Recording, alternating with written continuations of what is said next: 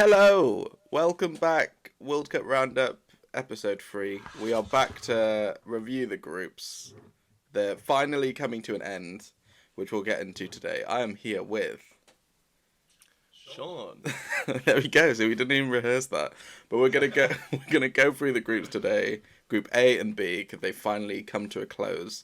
Starting with Group A, Qatar, Netherlands, Ecuador, Senegal. Two quite exciting games yesterday. Not terrible watches. No.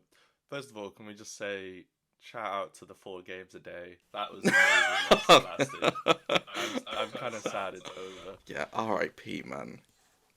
There was nothing No. like 10 a.m. kickoffs. It's just back to back to back. I only had to wait because of the injury time as well.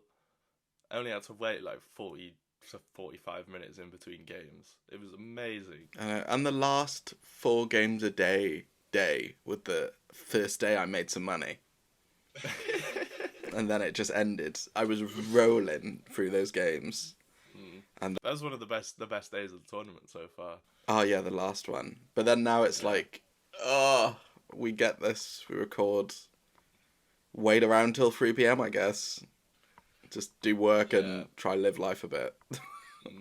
It is like, it's the exciting point in the, well, like, I guess the most exciting point we've gotten to yet, obviously. But other than, obviously, the Netherlands, who have already qualified, and Senegal, the only other teams, I might be wrong, but I think are France and, who's the other one? Brazil? Portugal qualified? Well, then they won both games. Ah, yeah, they did. Yeah, so there's only France, Brazil, and Portugal that have qualified so far, which means, there's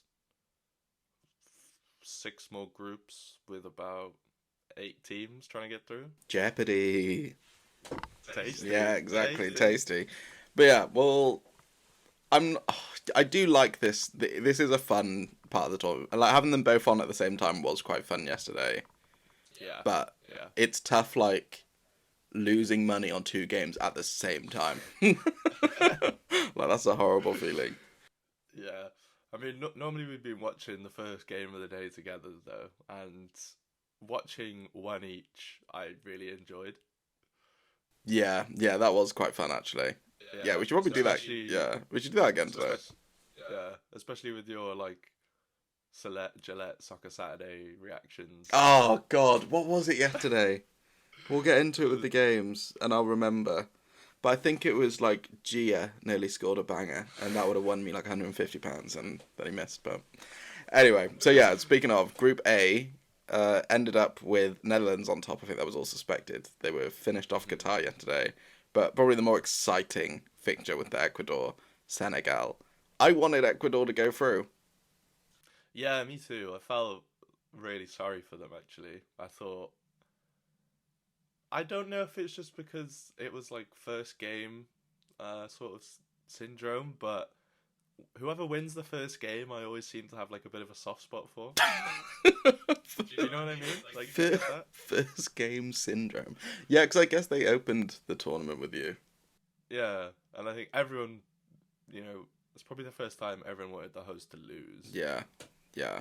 I just like aggressive South American teams, man. There's something quite fun about that. Yeah, every World Cup as well, they actually surprise me. I always write them off, but they really showed what they were made of in this group, and they were. I think a draw against the Netherlands was a fair result, but the Netherlands weren't outstanding in any of the games, I would say. It's just quite annoying. It's like they saved their worst game for Senegal. Yeah. And Senegal had, like, their best defensive performance by far against Ecuador. Senegal were brilliant yesterday. Yeah, and shout out Senegal. Like, I think they do give England probably a better game when we get onto the round of 16 stuff. I think so, yeah. They have quality, a little bit more quality in certain areas. And Ismail Assar on the side gonna give... I don't know, I assume Kyle Walker will start, but if I was that Senegal coach, that means I'm putting Ismaila Sarr on the right. And good luck to Luke Shaw. Yeah, we'll get on to England in a bit. So how do you Yeah. feel overall? If we were going to give... Actually, we'll talk about the Netherlands for a second. Cody Gakpo seems to be breaking out into whatever this is. Lighting it up. I wasn't sure. He was like kind of one that I was saying I was going to keep my eye on for the tournament.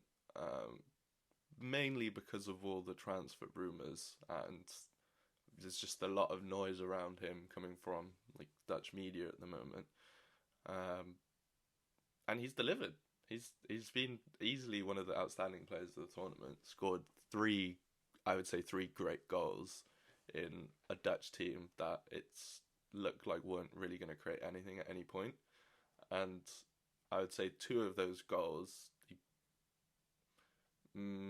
arguably two, but at least one, he did it all by himself.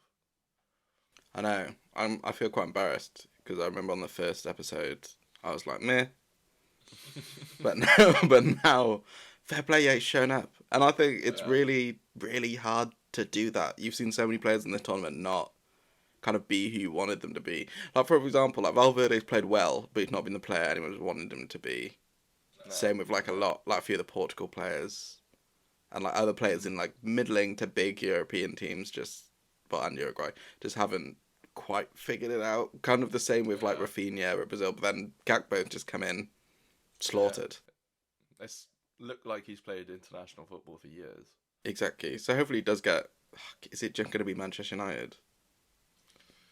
That seems to be where all the arrows point towards, unfortunately. That's a shame. I hope he goes somewhere on the continent. Like, go to Juventus. Like, that would be really fun. I would stay away from Juventus. Oh, yeah, actually, yeah. All the news. Yeah. Good luck. Anyway... but I'm not that excited about the Netherlands going forward. To be honest, I was saying, I might have been saying this to you yesterday. It feels like they have Van Dijk at the back and Gakpo up front, and everyone else is just there in the middle, like kind of taking up bodies, if you will. I think Blind's had an alright tournament, to be fair, but you know what you're getting with Daley Blind. Yeah, they don't excite me, but I could, in a world, see them shithousing their way quite far. Yeah, I think... Yeah, I just don't know, because I when we get onto the round 16, it's like, I'm not sure if they get through this, but then if they get through this, they're in a quarterfinal, and then anything could happen. Yeah. But... and for all of their, like, you know, not looking like a great team... Defensively, they've been quite sound, I would say. So, and that's something in itself. Like, if you can just get through those games, not playing well, but also not conceding a goal, then it's you have a good opportunity. Any words for our hosts, Qatar, who went out with another loss today? Yeah, tough. But you know, you shouldn't have been in the World Cup in the first place. Yeah, we'll end on that. Yeah, you shouldn't have been here. I will also want to say, if that first video we recorded came out, we predicted this group precisely. Did we? Yeah. Christ, as if 1-0. Yeah, I think it'd probably be the only one. Okay, stinger. We've done it. Exactly. I feel that's all that you really needed, just one. Because then you could just tweet that shit and be like, well, I'm a god. Yeah, you know? Exactly. Yeah, we should have bet that. Yeah, follow us for betting tips. To lose money. Yeah, lose a lot of money. Do you want to bet 4 minutes before kickoff 75-1? Come join us. All right, Group B ended not as we wanted it to. Group B. So shall we talk about USA Iran first? Yeah, I'll be honest, I didn't watch it. I turned it on after a bit. Because it was getting tough on the other side. USA were solid, deserved to win that game. It's really good in the first half. Shame about like Azmoun, just can't stay fit. Had to go off at half time. Pulisic got his goal. The one time I didn't bet on him to score a goal, and that was it. The derby went the way that the conflicts do, and so went with the US. Wow. Yeah, hot take, but Real hot take. yeah, on their shores as well. Tough, just like the conflicts. 1-0, take it home. We go through. History repeats itself. Yeah, I didn't watch that game, so I can't speak too much on it. But I've watched both of the games that both these teams played in, and watching the US is like, I hate to say it, it's kind of like a breath of fresh air. Yeah, facts. They are just everywhere. They're so athletic, so energetic. Like, it seems as if there's more of them on the pitch at times than the other team. But I think that's just what you get with a young team who, a lot of them are playing out in Europe. So they'll be, building those skills, and also speaking to other footballers, probably actually is getting them more excited for a World Cup. Because I assume in the US, I might be wrong, but I can't imagine. I know it's on TV, so it's advertised, but I can't imagine there's like this buzz around the players and the fans that the World Cup is coming. Whereas I imagine if you're like Weston McKennie playing for Juve, all the boys that you're playing with are like gassed to go to the World Cup. So I think some of that's going to feed into you. And yeah, they've really impressed me in this group. Part of me kind of fancies them against the Dutch, but like I said, I don't know that, like, with the way Holland have been playing, this fixture I think could go either way. But yeah, I think the US deservedly booked their place in the round of 16, and I saw some tweets yesterday saying that despite the goal difference in the group, the US have maybe played the best out quite consistently out of all the three teams, which I probably wouldn't disagree with. Yeah, I think they were by far the second best team in the group. Especially when you watch the game, so like the quality is just different, especially without the ball. And like Iran just couldn't. It felt like a step too far. Yeah. So yeah, I think the US deserve to go through. We'll get onto the game with the Netherlands in a bit, but I do get what you mean. There's something about this team that is a bit like stifling for good teams. Yeah. Like they do. Exactly the right word. Yeah, where they're good at what they're really good at can stop you playing, and you need to be like an elite ball carrying team, which the Dutch aren't. Yeah. They aren't like a great ball retention team. So like I do think that favours the US. Especially they're going to come out and try play, and that's all the US want. Yeah. Because they're not. Yeah. They're not like England. They're not as cagey. No. If you try that whole tiki-taka, move the ball quickly, you've got to be precise. I don't think They're not. They're so wasteful. They're so wasteful. Yeah. But yeah, this US team will just be all over them like a rash. Iran, I think, were a fun tournament team. Yeah. Like some last minute stuff. They got battered once, won the next game. Cool fans. But what more could you want? But like in this, I think the sixth World Cup, they've not gone out of the group, and this was a massive chance. It was a massive chance, but I don't think anyone expected it. So I don't think they can like knock themselves too much on it. They were the lowest ranked team in the group, according to FIFA, if anyone actually pays those rankings any mind. But yeah, good opportunity, but I don't think it was there for the taking, but it wasn't necessarily theirs all along. I do think this group shows how stupid and wrong the World Cup rankings are, though. Yeah. Because that two of these teams, everyone was in the top 20, and you look at some of the other groups, and you think that three of the maybe not three, maybe the US could sneak in, but like the other two, to be in the top 20 when Ghana were out here battering South Korea. Yeah. But I guess if you look at the final ranking of the group itself, that is the order that they're in the FIFA World Rankings. Oh, is Iran not below Wales? Iran are 20th. We are Wales are 19th. But we finished below Iran. Oh yeah, of course. Sorry, my bad. Yeah, my bad. Speaking of finishing below Iran, so Wales, England, we're Welsh. Did you have any hope going in? Um, I think with my football brain on, no, because like the you just have to look at the lineups. Like Wales had players from the third division of English football like on their bench, whereas England, yeah, coming on is that England's team is just it's either Premier League or basically Dortmund All Stars everywhere. Yeah, so I wasn't expecting much in that sense. And like with the evidence of the last few games, like Wales played well against the US, but only for 45 minutes, and against Iran, they were probably the most painful team to watch in the tournament, like so far. So no, wasn't expecting much, but the Welsh part of me was thinking like, if I was playing in this game, I don't think there's a game of football I'd ever get up for more than playing for Wales against England.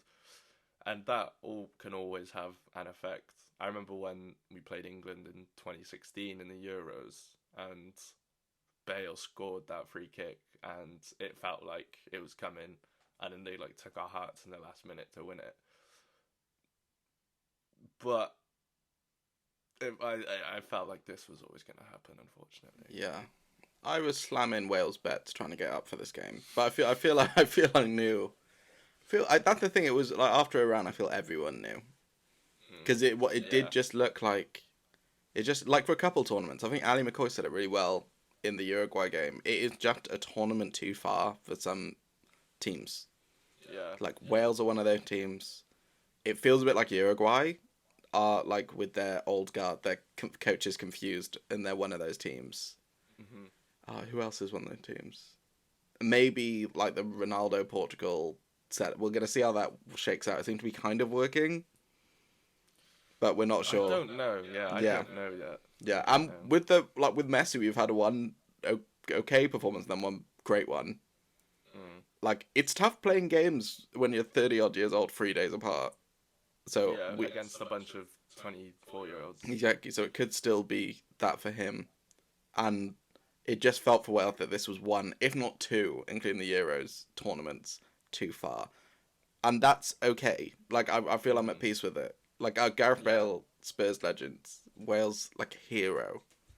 Like he's not got it anymore, and that's fine. But when everyone says, "Oh, they shouldn't have played," it's like they had to play. They got us here. Out of respect, they have to play. Yeah, like they gotta play. They gotta name their terms here. Because if they didn't exist, like this is their World Cup. This is their one chance to play at one. If they didn't exist, we wouldn't even like gotten to a playoff. Yeah, and who else are you gonna put in? Yeah, exactly. Like Brennan Johnson, who's never played at that level really, played a couple of games. Dan James, who just seemed to, since the Euro, just flattened to deceive in a Wales kit shirt. I think in any club shirt he also does as Yeah. well, but that's another thing. But pride is we got there. Like I got to watch Wales at World Cup. That USA game is great. It just really it did feel like it wasn't even like the bounce just didn't go our way. It just felt like we didn't show up for a lot of it. Yeah. Which is tough when you watch a lot of the like Saudi Arabia's the even though Mexico fell the other day, they play with like a real tenacity. Like they lack the quality, but they play with a real tenacity, and it just felt like maybe it was the climate, maybe it was something, but we just didn't have the juice. Yeah, I think the second 45 minutes against the US was the only time I ever saw anything from Wales that made me like proud of the team. In this tournament, I'm obviously like you got to be proud of them for getting there in the first place. You know, some outstanding games in qualification, beating Ukraine. That was, to be honest, I think we were lucky to win that. But I can't remember who it was against, but Bale's 2 goals that were both worldies to basically secure that playoff game. Yeah, I remember. Like, we had some great moments in the build-up to the tournament, but yeah, I think our star boys, Gareth Bale, Aaron Ramsey, Joe Allen, I guess, they're just all past it. We did not deserve to go through. Like we've watched so much football in this tournament, and Wales are performance-wise, one of the worst teams that were there. Yeah. But that's fine. Like, it clearly shows that something need to like change. Coaching-wise, it was worrying that like there was such reliance on those players. There was no thought of maybe like not starting them, bringing them on. Like, there was no change. Yeah. Tactically, it was so negative, and yeah, like we're playing Iran. You know. Yeah. Like, Yeah. why are we pegged back in our own half the whole game? Like, that first half against the US was like watching Spurs. It was unbearable. Yeah, I think against Iran, we had to go with 4 at the back and go out there and try to win the game. Whereas we went for 5, and we just, for some reason, against a team that really shouldn't be any, if much, better than us, we conceded that they were better and allowed them to have the ball for the entire game and create chances And non-stop. Iran could have won like 4-0. Yeah. Yeah. And we were trying to play on the counter with a Gareth Bale that just No hasn't got legs. anymore. No legs. Yeah. He can't do that anymore. Yeah, that's that kind of Just I shit. probably would say, yeah. Overall, it was a stinker, but I'm disappointed with player performances, and I'm disappointed with Rob Page's tactics. I never had much faith in him.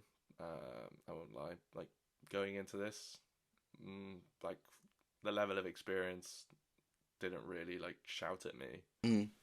But I just thought clearly like he has a great relationship with the team, and I think sometimes that's like enough. Because all you need with Wales is like, we're not going to play tiki-taka. Like, the setup doesn't need to be insane. You got to like somehow get them to play outside themselves. Yeah.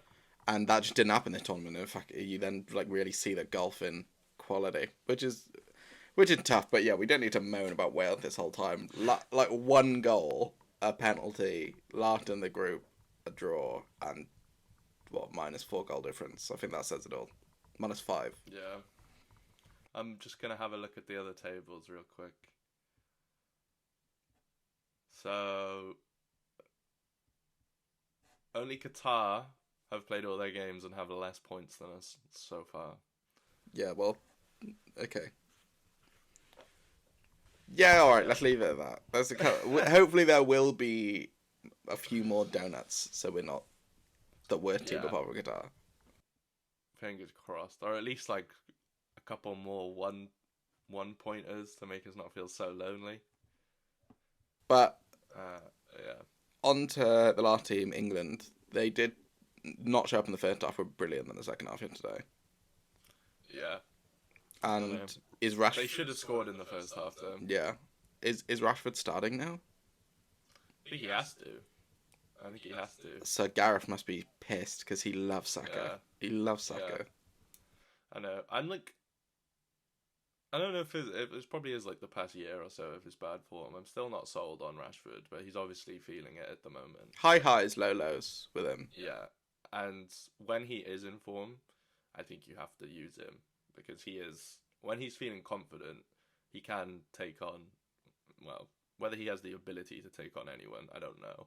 But he thinks he can, so he'll try it over and over again. It's quite weird. It's like the opposite of Sterling in a way, because Sterling gives you like a high floor, like you know exactly what you're gonna get. So does Saka, but then Saka's ceiling's I think a bit higher creatively, where Sterling's got more goals. But Rashford's ceiling is like above them both when Rashford's playing well, because he's just so fast. Yeah, and he carries the ball so well. Yeah, I think both his goals yesterday were great examples of the different things he can offer you. Like, one was a banging free kick from 25, 30 yards. That was keeper's side. And he just rocketed it into the top corner. And then the other goal, took it on his own down the wing, skinned Connor Roberts. Nice finish.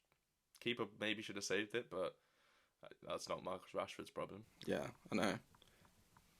Just, yeah, it's weird. What a weird career.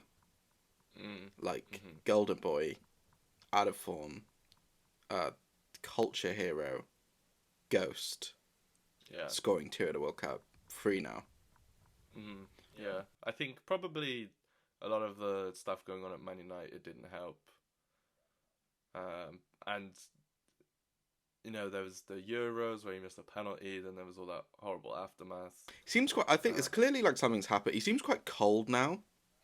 Yeah, Like I think he's just been through a lot. Yeah, his demeanor seems a lot more cynical. Like a lot of like England build-up you see on Twitter and stuff. Everyone will be like playing up to the camera, where Rashford will walk straight past it. Yeah, I love it. Yeah, just like just focused, I guess. Yeah, I love it. So I find it weird when players like walk past the cameras, like doing all this like weird stuff. I'm like, you're about to play the most important like game of your life. Like, you're not zoned in right now. And I guess I understand that different players have different approaches, but it always seemed quite odd to me that happens. Nice to see Bellingham play well yesterday as well. Oh, he was class. After a tough second game. Yeah, he was class. I thought yesterday it was in the first half. It might have been the first 20 minutes where I think he took on a player. Yeah, rouletted it. Yeah, roulette past it, came back to him. Then he like Ronaldo chopped past it, and I was just like, this guy's. I can't wait to watch him grow and like just maybe even be the best player in the world at some point. Ooh, hot take. I don't think so. Yeah, I think that's a massive hot take. Because I think he's really, really, really good. But I think like when I think about the best player in the world, like I think about like Mbappe coming up at the last World Cup. Like there are levels. Yeah, but Mbappe is also 5 years older. Oh no, but like remember the last World Cup. Yeah. And that was like terrifying. And Bellingham's like brilliant, but then I look at that USA game and like it's not quite terrifying. But that might come. Like we all know he might like absolutely dominate the next 2 rounds. Yeah, but like we've seen Mbappe have those games before. Yeah, facts. Facts. It happens to everyone. Yeah, just higher ceilings. But it's just positions though. Really, it's like it's tough to be the best player in the world playing centre mid. It's been done. It's been done. Yeah, when was the last time the best player in the world was a centre midfielder? And don't give me Modric's Ballon d'Or, I beg. I was gonna say you can't. No.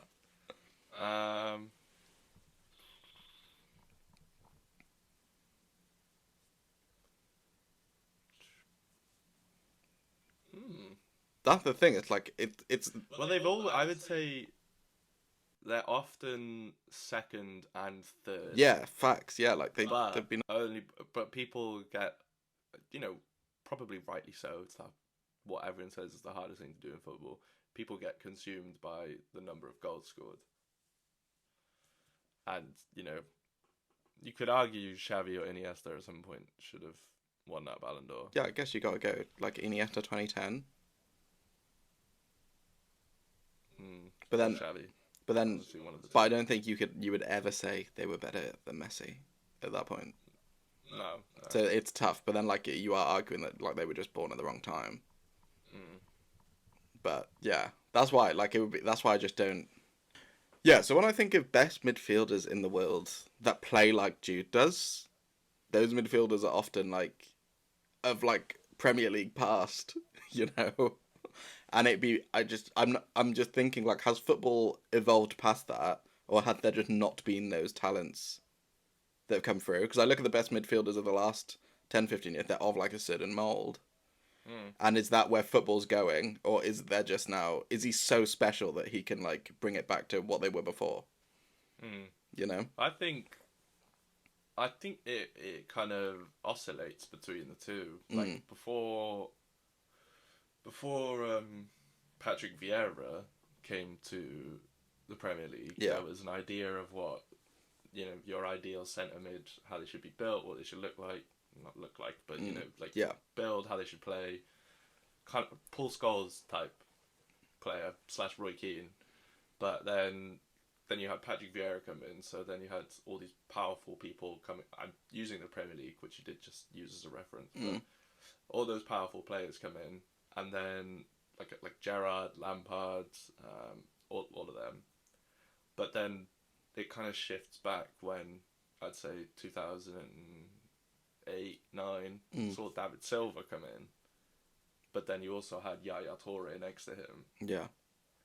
And I would argue that most people, when they were playing together, would have taken Yaya over David Silva. And I would say they're not like identical in any match. Like you got to take Yaya over Jude Bellingham, obviously. But I think that itself shows that you can still be the best midfielder with those kind of skills. Yeah. Yeah, but I see that's the thing. It's like I look at Yaya as like very much of an outlier, and then it's like is Jude more talented than Paul Pogba?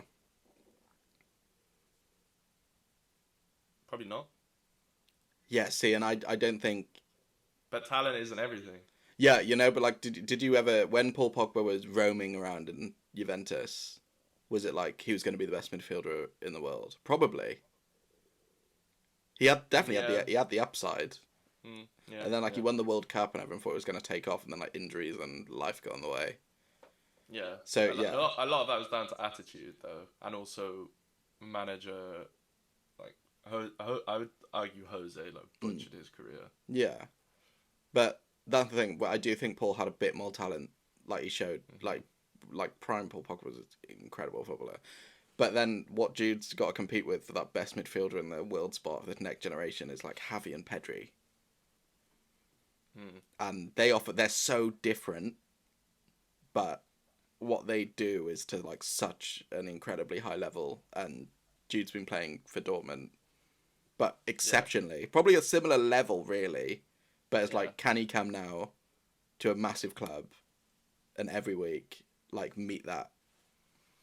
Yeah, I and Musiala. Where you're coming from? Yeah, like it's tough. Where you're coming from, but I think it just tends to oscillate back and forth between what sort of archetype people want. Like it's happening right now with strikers. Yeah, facts. It's happening right now. Like the strikers that we have now are the strikers that people wanted 20, 25 years ago, and then there was that in between period where people just wanted pace. And like that was, pace and finishing ability. Yeah. Or like to kind of drop back and also be a 10 at the same time. Whereas now we're going back to number 9 out and out, just get me goals. I think it just in football like tactics change with each sort of generation. But then I don't want to say there's only a finite number of tactics, but there's a kind of like a finite number of ways to play. And when it goes so far one way, sometimes it needs to come back the other way. Yeah. To like compete against it, if that makes sense. I think Jude does do everything really well though. It's not like technically he isn't incredible. Like his ball progression's really good, his vision's really solid, dribbling numbers are great. Defensively questionable. Like he does switch off and done that for Dortmund as well at points. But like I'm not looking at Javi and Pedri defensively and what they offer me, but they press in like a way that's pretty relentless. So I guess it like counteracts it. But but it's not. He could easily become that player. So it's I wouldn't bet on it. Like if I had to pick one, but if it did happen, I'm like, oh yeah, that was probably like 2-1 to happen. Yeah, fair. I think the combination of his technical ability and his size is just frightening. Yeah. It's weird because I just don't know where I'd want to really play him at like an incredible team. Like I think he's a perfect 8. Yeah, but perfect 8. But that means like say he couldn't play for Bayern. Because that wouldn't work.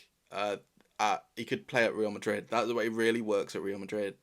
Yeah. That's where if I was in, that's probably where I'd go. I don't know if I'd go yet. Because I think because you'd bed in for a year, maybe not start every game, but by next year, I wouldn't be surprised if Modric moves on, his contract to be done. Kroos is older, and then it's you versus Camavinga for those 2 8s. Like you would be that pivot now. It'd be you, Camavinga, and Tchouaméni who will do all the dirty work. Yeah. Like no risk. Yeah, it makes so much sense to me. And you get so much freedom playing in a league as well on the best team, one of the best teams in the world. You never have to go in your own half. Yeah. I think he'll end up at Real, but I think there'll be a pit stop in between. To get to City then. That would be so scary. For his career. I think Liverpool's Yeah. such a risk right now. Yeah, definitely. Yeah.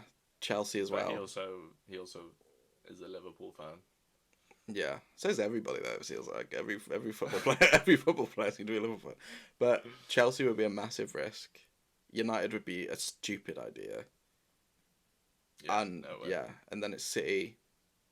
I wouldn't get a PSG, but like that could work. And then City. You'd have to do a lot more work in that PSG team. Yeah, but like you could just claim to be the missing piece there. Like especially if they kept everyone together. Yeah. But then at City, it maybe be perfect.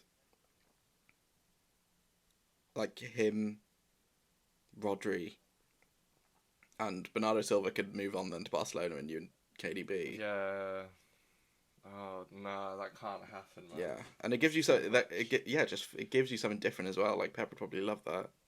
Yeah. Oh, I'm sure Pep wants him. Yeah. Sure he not does. really a super Pep player.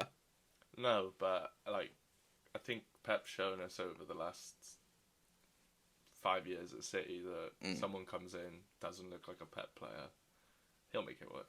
Yeah. Haaland. Example number one. That's the thing. No one's really got that. Like no one has but like it doesn't work at Barcelona, but it works at Madrid and City. But it does seem like Liverpool might get this.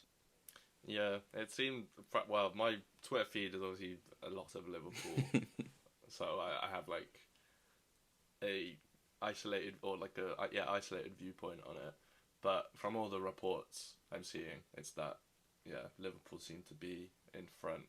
Apparently, it's because they've gone like hard to town on actually like pitching it to him and showing him how they'll help him develop his career in certain areas and this, that, and the other. Yeah. Whereas I think the other teams are just like walking in with money.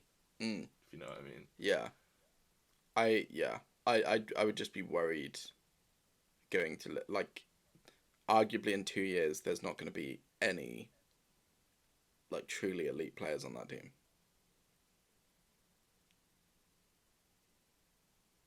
Maybe. Yeah, in it where like Alisson could be.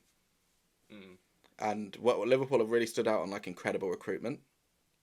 So it's like, could they do that again? Sure, but like the infrastructure, like Edwards and stuff aren't there. The club's getting sold. Well, things are about to change. Yeah. I think if there's that guarantee that we can go out and buy world-class talent, I would want to go to Liverpool if I was him. It's just who's gonna pick him. It feels a bit like going to Chelsea. Like just the unknown. Who's gonna pick him? Like who's gonna? Didn't your recruitment guy just resign again after like not being there for a yeah? So it's not Edwards either anymore. So it's gonna be new ownership, and ownerships often at the start make bad transfers. Yeah. I think. And will Klopp even be there? Yeah. I think the thing that's different with Liverpool, and probably fans get sick of like hearing it because, you know, everyone says like their team is different, but that like Klopp is at this point in time essentially Liverpool. Like all the above people have left him. I think anyone that comes in, he's had so much success that unless they're insane and ruthless, he will be able to make, I think, a lot of calls. Whether that's a good or bad thing, I don't know, but I think he'll have a lot of say in what happens. I know Klopp had like he has a lot more like money in the bank than Tuchel did, but I don't think there were many managers in the league that had better stock than Tuchel and new ownership, and they got rid of him in like 4 months. And because I disagree. Because he was like a really loud voice, and I can imagine if I'm a new owner of a team, you have a vision. Klopp's gonna surely want to do it his way. So unless you buy it, think like believing in letting Klopp do it, but like that's a weird ownership model. I think with Tuchel though, it was so with Tuchel, he obviously won the Champions League. Yeah. Fairs, but then it started going downhill quite quickly. I would say he only kept his job because of how he handled the Roman Abramovich situation, and that if that didn't happen, Abramovich would have sacked him in the next month or two anyway. Ooh, I don't know. I think probably. I don't know, because I think he had a really good relationship behind the scenes. Could like Czech was there. He really was close with Abramovich because he gave him that thing that he always wanted again. So like the stock was high, and they were in the Champions League again. So did Roberto Di Matteo though. Oh, but that's different. Within months. That's different. Tuchel wasn't doing well, and like all the fans were fed up. I don't think. I don't know, because it was a very controversial sacking. It was. I don't think the Chelsea fans were mad though. And I think without the ownership change, it wouldn't have gone as badly. Could like a Tuchel checked out, was going through a divorce, so that could have easily been it. But was also really annoyed at having to do all the transfers. So he kept getting calls and had to like run all that. We're probably a mess behind the scenes, so it was never going to work. Mm-hmm. But say that it stayed the same, maybe it would have been different. But that's all hypothetical. I do agree. Yeah. Klopp has way more stock. But it's whether, if I'm a new ownership group, are you going to want to do it your way or Klopp's way? I think if I guess it'll change in the mindset of billionaires. Yeah. I can't really put myself in those shoes. But if I was buying it, I would be like, okay, I trust this guy who's taken us from 10th to 1st. Yeah. That'd be the smart thing to do. Yeah, why would you do anything else? It'd be the smart thing to do. Yeah, but it depends on the ownership. That's the thing. Like, if I'm a billionaire owner, like, I'm going to think I can do this my way. I wouldn't want some guy just telling me what to do all the time. Yeah.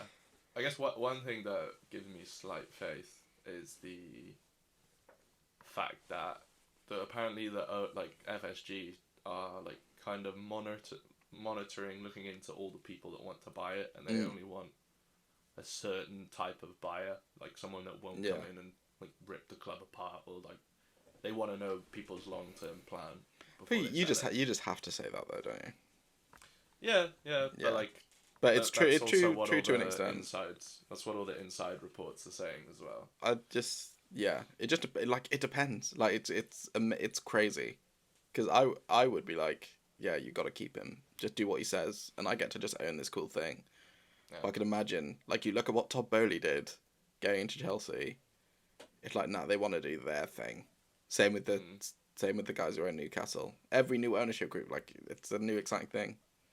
But those were underperforming managers, also. Yeah, but I just think with the Chelsea thing, it's not like Klopp's winning the league right now, you know. So say you had say it got done by the end of the year, and say you had another slow start next year. Like then it's like, ooh, like I would keep him, but like the results haven't been great. Maybe, yeah, but I think you have more credit in the bank with the team that you've taken from, like I said, like 10th to 1st, rather than winning with a Chelsea team that kind of won the Prem every other year. Yeah, that's fair. But that's like a smart thing to do in ownerships often. But yeah, I don't know. World Cup roundup. Boot off. Huh? The fans would boot off. I reckon in modern football, if you finished in the Europa League this year and then we're halfway through the season next year and we're missing the Europa League, you could convince Twitter fans at least that it was time for a change. Yeah, and often they're the ones that make the most noise. Exactly, and that's often all you need to convince. Yeah, you'll have like loads of YouTube videos of saying it's time to go anyway. So it's and everyone will bring up that 7-year cycle crap. Yeah, and it will just be that. And then I could easily see that happening. Yeah. Poch, for example, was second in the Premier League, Champions League final, a rough start to a season, gone. We're Spurs. That's the best we've ever had. We've never been better. But all of a sudden, you win a couple. Don't win a couple things. You come close to winning a couple things, and we think that we deserve to be at their table. But it's a joke. Yeah. Like Liverpool, you've been at the dance to a level that no one else has seen really for a long time. Mm-hmm. But no one in the Premier League, apart from City now, deserves to be at the dance that long. Like, there's too many great teams and there's too much money. Mm-hmm. So it was always going to happen. Yeah. But it's like, I think Klopp lowers your floor. Like, it can't go down for that long. You maybe like a couple off seasons. Yeah, I think it's rebuilding phase. I think Yeah. that's probably what this 7-year thing is. Mm. Nobody wants to go through that rebuild phase with the same manager. Yeah. But give it time.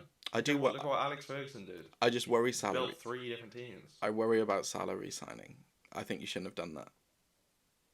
I disagree. Fair. I think at the start of the season I was a bit like, whoa, but since he finally he was something was lacking. He got that hat trick against Real. Oh no, he's still a baller. Yeah. No, he's still on fire since. Yeah, he's still incredible. But I just think like I would have begged for a short contract, and if he wouldn't have given it to me, if I could have got like could you have got like a crazy fee from someone? I don't think we were interested in that. Yeah. See, but if I could have got that, I would have just like speed run the rebuild a bit. I don't think there was any world in which we were letting Salah and Mane go at the same time. Yeah, no, yeah, it couldn't have worked. Like, you can't rebuild an entire front line at the same time. Yeah. It doesn't work. Well, yeah, I guess I just maybe it's all more hope of wanting him to just fall off. You know, like wanting that like regression to come a bit sooner. Yeah. I have the same sentiment towards Pep Guardiola. To be fair, there's hints of the regression though, slight hints. Hints, hints of regression, but we'll see. Because what's annoying is that like Robbo's still going to be Robbo. Van Dijk's definitely maybe two top years at least in him. Yeah. And then Trent will be back. He'll come back. Kanate is starting for France in the World Cup. Alisson's going to be good for the next 4 years. Yeah. It is just that midfield. Yeah, and I'm praying like if this new ownership comes through, word on the grapevine is that Bellingham and Caicedo come through. I'm a happy man. I'm a happy man at that point. Maybe a bit more depth. Yeah. But then at that point, Luis Diaz will be back. Is Caicedo back. Is Caicedo what you need here? I think we need legs. That midfield's so old. Yeah. Like if you put Caicedo in that Hendo role from a few years ago, Trent's safe. Yeah.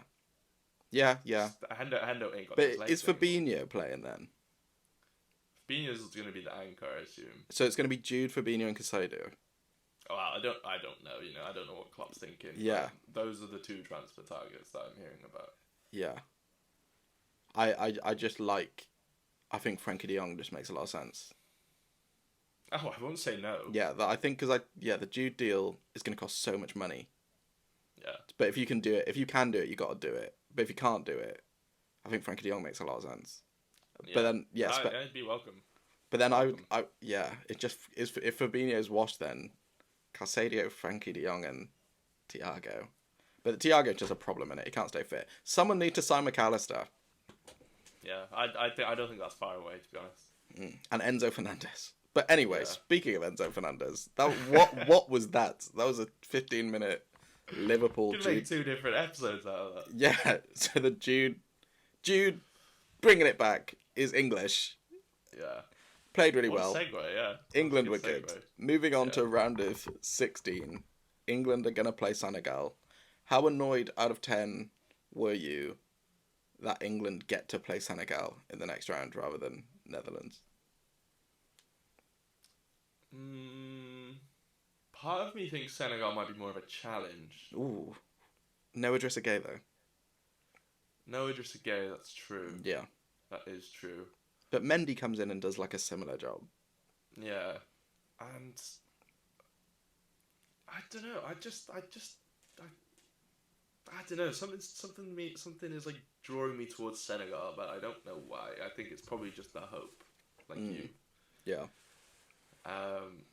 But yeah, I think all logic points towards England making the quarterfinals. Really. Yeah, I just don't. Unless that's the thing, is he going to come out and play not to lose?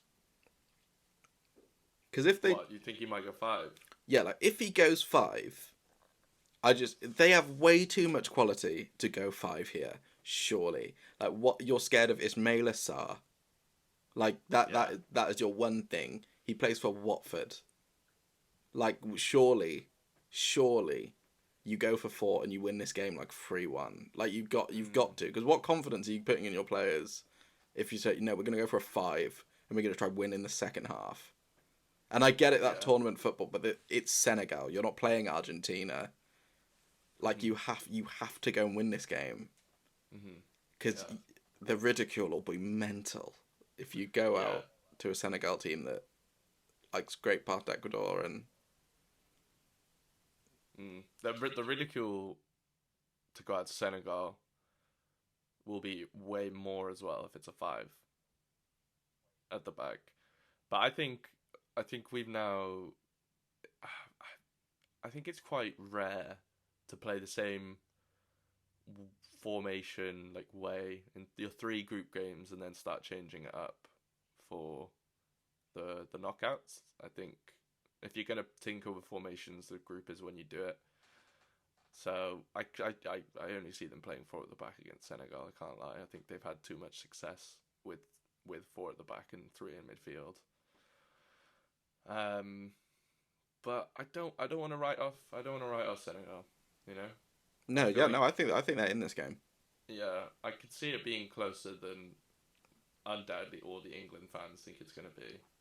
I'll probably be slamming Senegal on the bets. All day, Yeah. all day, and even close. But maybe the Mm. hardest slam of the tournament will be on Yeah. Senegal because there's nothing like you really wanting a result with nothing to do with your team and it coming in.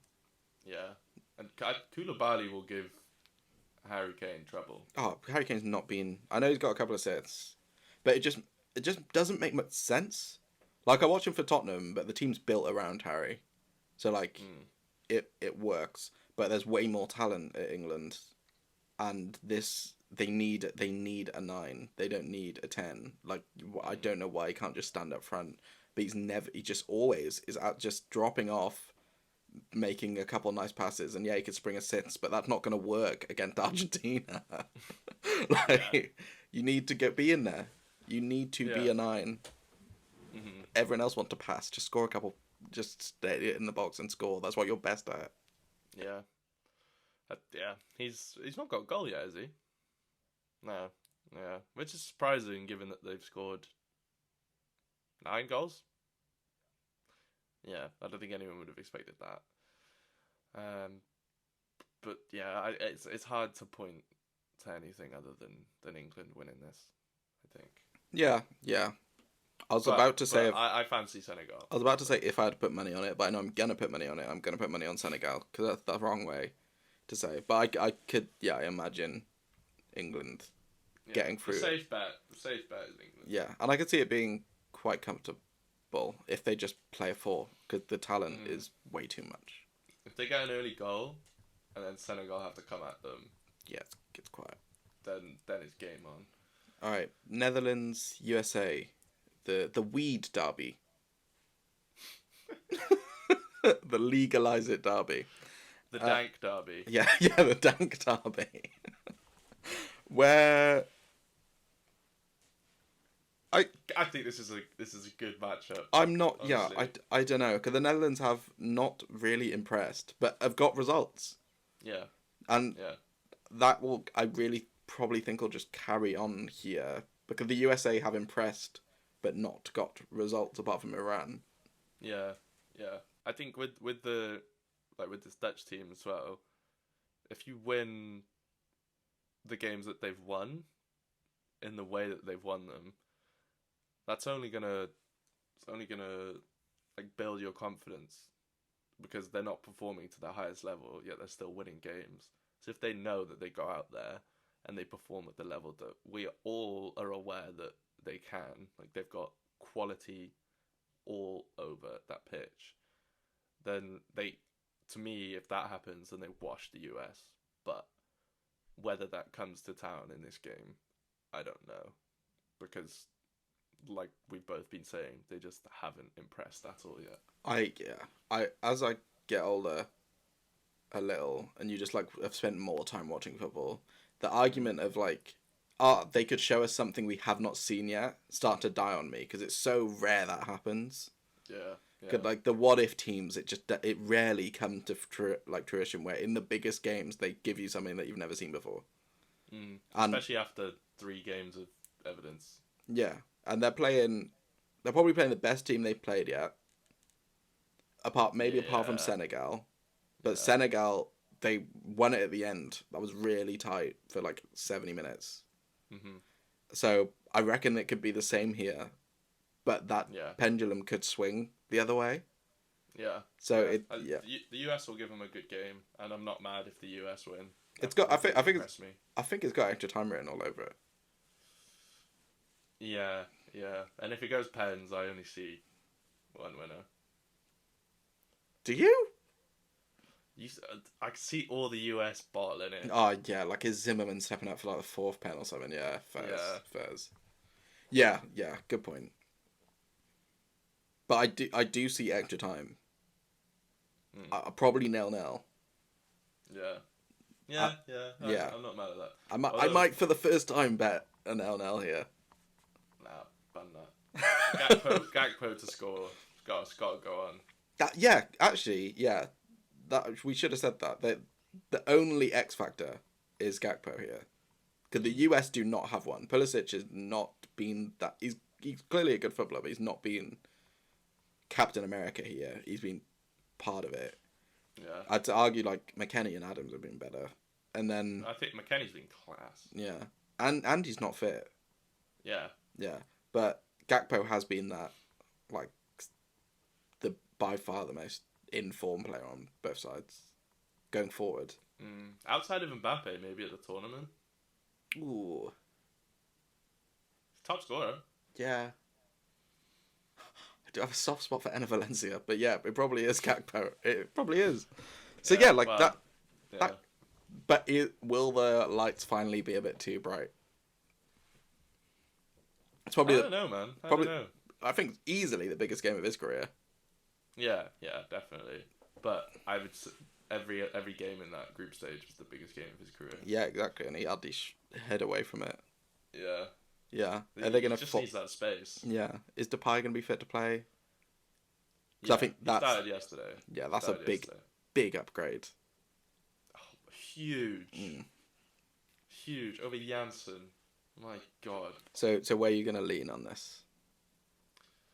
I'm going to lean toward a Dutch victory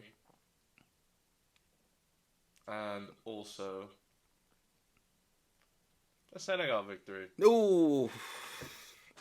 Shrug of the shoulders. Yeah, go on then. We're still Welsh. If there's, I would love it if England got knocked out by an African nation. Yeah, so much. I think we all would. Then they go to the quarterfinals for like the first time. That'd be fun.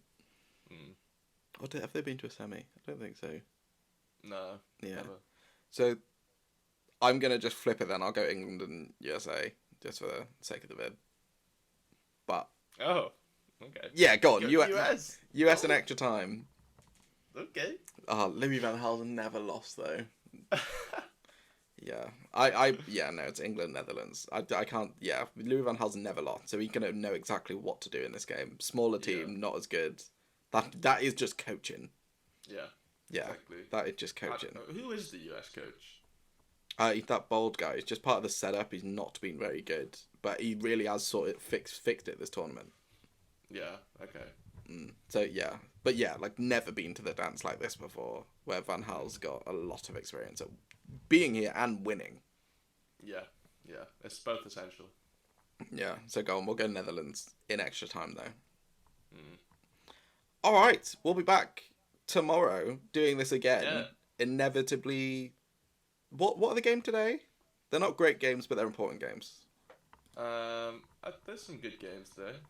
We've got Tunisia and France. Meh. Meh. Australia and Denmark, an important game. Yeah. And then Poland, Argentina, I'm expecting a corker. Yeah, Another hopefully we get a good important one. game. And Saudi Arabia, Mexico, where if Saudi Arabia win, they book their spot in the last 16. All right, we'll leave on this. Is there a timeline here where, like, Poland win this game? Absolutely. Yeah, Yeah, there absolutely is. But how? But what? Where's your confidence level on that? Well, I think it's going to be. I don't want to keep the vid going for too much longer, but I think it's going to be a really good game because of the way both teams try to play. I think Poland maybe have the lowest low blocks I've ever seen. Yeah, like their shape is incredible, but they don't have much pace on the counter attack. So I don't know how much of a threat they offer against Argentina. Set pieces. In that sense. Whereas Argentina, if they can get their passing right, like we know they like to play intricately, they'll have fun. Yeah, they'll have fun today. Enzo Fernandez has to start. Agreed. And Rodrigo De Paul. Yeah, can just get off. Like it's actually annoying to watch. Yeah.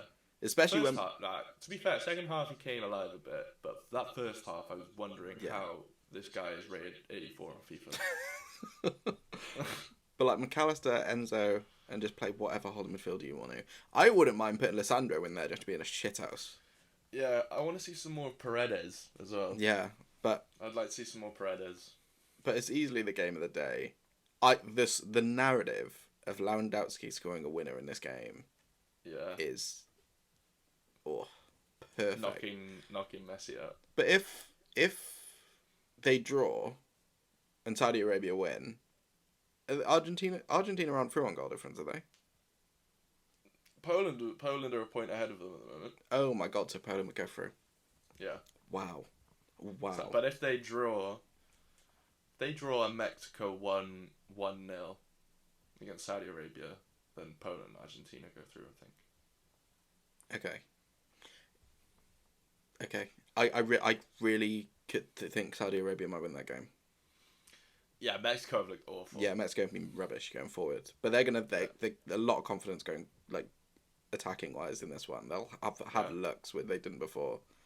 And to be watching Saudi Arabia, I hope not, but I do just think that they used all their energy in the first two games. I thought they were good. I thought they were so good against Poland. Yeah, they were, but they all just looked knackered. Yeah, they were finished. But like the one chance, this is it, boys. Yeah. You know, this is it. Like imagine we can. But yeah, on the last thing, if Poland score first, carnage. I think Argentina could bottle it because it's pressure. Yeah. It'd be worse than the Saudi game. Yeah. And they were not good in that first half. And I hope they play a 5, to be honest. They got bailed out by that Messi goal. It was not looking great up till then. Have you seen the supposed team talk he gave after he scored? Yeah, but shouting at everyone, telling Rodrigo not to give the ball away. Alright, we'll get into those games tomorrow. Fun episode. Weird Liverpool tangent in the middle, but we needed it to get over the Wales stuff. So we will see you tomorrow for more final group action. Woo. Ooh. Yeah, it's a day of jeopardy. And also, come on Australia. Screw Denmark. You've ruined my bets, so come on Denmark. No, come on Australia. Yeah, if Argentina lose today, I've officially lost another 30 quid. So, come on. Go, we'll be slamming Poland. Alright, see you tomorrow. Yeah.